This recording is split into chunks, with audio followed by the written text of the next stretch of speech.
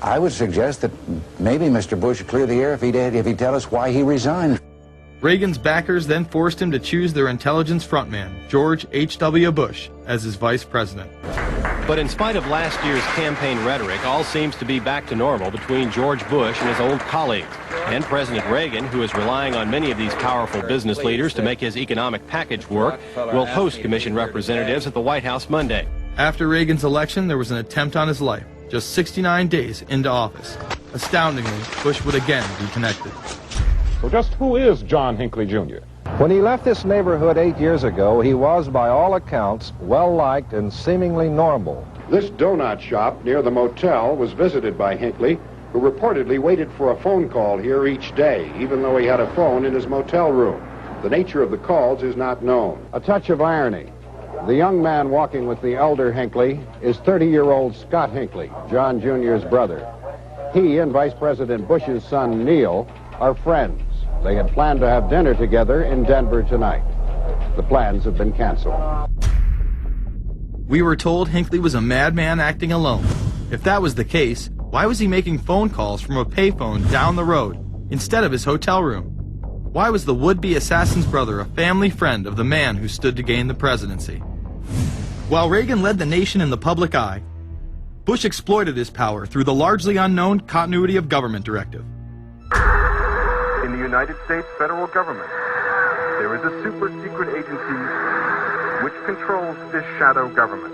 The National Program Office allowed Bush and his network to attain executive emergency powers. Ronald Reagan authorized the National Program Office when he signed a top-secret directive in 1982. Oliver North was one of the key officers responsible for the program's startup. Under the NPO's direction, 4 agencies were charged with execution of the Doomsday Plan: the CIA, the Departments of State and Defense, and the Federal Emergency Management Agency. An effort was being made to consolidate continuity of government programs across several major departments of the government under one office. After 8 years of secret wars, covertly sponsored revolution and assassination had advanced globalist interests and allowed Bush to achieve his lifelong dream by becoming the 43rd President of the United States. The fall of the Soviet Union left the United States as the sole superpower in the world. The Wolfowitz Doctrine stated, "We must maintain the mechanism for deterring potential competitors from even aspiring to a larger regional or global role." The New World Order was on display with the first Gulf War and the creation of a European Union. After losing to his crony Bill Clinton, he faded into the background as the agenda for a New World Order marched forward. After 1989, President Bush said, and it's a phrase that I often use myself, that we needed a New World Order. We have just exposed many of the globalist operations, including drug dealing, funding terror, dealing arms, and taking over the United States government by stealth. Whenever these agendas were threatened, those who opposed them ended up dead.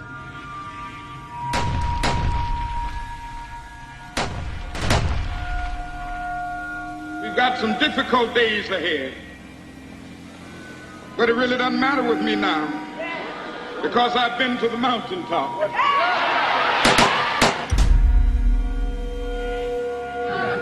My thanks to all of you, and now it's on to Chicago, and let's win there. Thank you very much.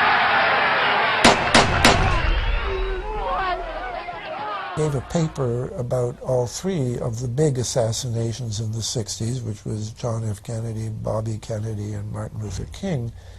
And there are certain common denominators. I call these events deep events. We've become accustomed to the idea that every now and then something is going to happen, and we just know from the beginning we're not going to get to the bottom of it. And the more they happen, the more reconciled we've become to this state of affairs.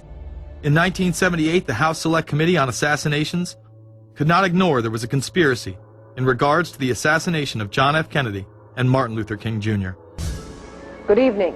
A congressional committee has concluded that President John Kennedy and civil rights leader Martin Luther King, Jr., both of them, were probably killed as the result of conspiracies. The House Assassinations Committee wound up its 2-year study by recommending that the Justice Department look into both cases.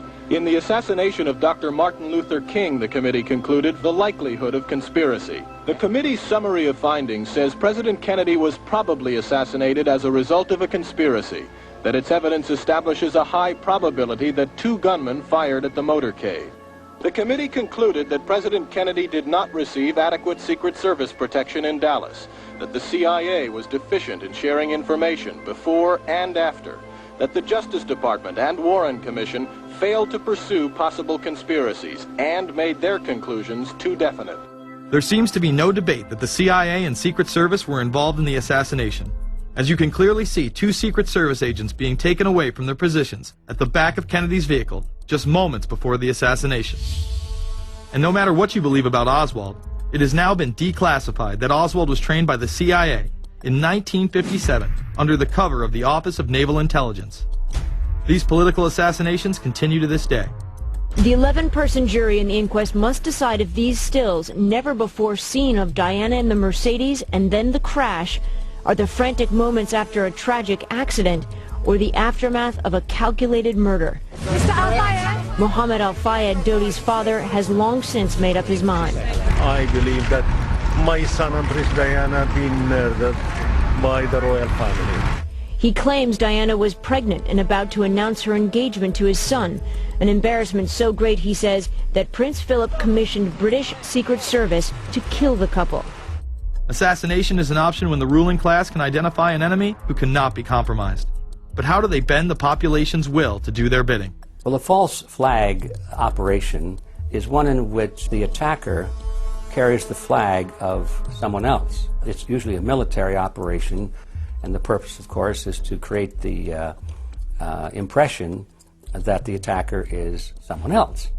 They want to create negative public opinion against the nation whose flag was being used.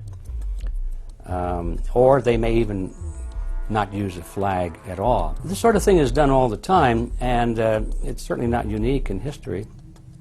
I think we've been seeing a lot of it lately.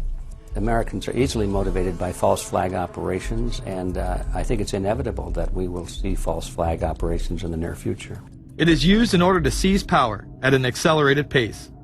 A very well-documented modern example of this is the Tonkin Gulf incident. There were 2 sets of Tonkin Gulf incidents. The first one on August 2nd were real but trivial. The second on August 4th, 2 days later, were the ones which we actually sent planes off in retaliation and were, in theory, much bigger, a torpedo attack on a U.S. destroyer, but in fact it never happened. When McNamara visited Vietnam, he confirmed the Tonkin Gulf incident never occurred, and once again, we were lied into war. To this day, I don't know what happened on August 2nd and August 4th, 1964 in the Tonkin Gulf. The general provided the answer, saying his Navy attacked the Maddox on August 2nd, but on the 4th, nothing happened. There was absolutely nothing, he said. We know for a fact now that NSA and CIA both falsified their reports up to Johnson on that day to make it look as if there had been an attack. Upon the fall of communism, a new threat had to be established in order to maintain their military-industrial complex and keep the people in fear of invisible enemies. More modern examples of this have been used not only to start conflicts abroad, but to instill fear in large populations in order to demonize groups and further erode civil liberties. The majority of people still believe that Timothy McVeigh was a right-wing extremist who bombed the Oklahoma City building with a Ryder truck because he was upset with the government. People close to the event told a very different story. A local congressman believes that convicted bomber Timothy McVeigh and his accused co-conspirator Terry Nichols are not the only ones involved. The Oklahoma State Representative Charles Key produced a videotape featuring witnesses who claim to have seen Timothy McVeigh with another man the morning of the bombing. He was wearing a ball cap. Timothy McVeigh had his on backwards, which just like this. It was on his head. The other gentleman had his on like this. In fact, the FBI had actively pursued John Doe No. 2 in its initial investigation, then denied his existence altogether. There were also multiple reports that explosives were found inside the Murrah building. The Justice Department is reporting that a second explosive device has been found in the AP Murrah building in downtown Oklahoma City. Mike, you're still with us, aren't you? Yes, I am, and I might tell you in addition to that in fact what we were told at the scene a few minutes ago was that in fact 2 different explosive devices were found in addition to the one that went off. The second explosive was found and defused. The third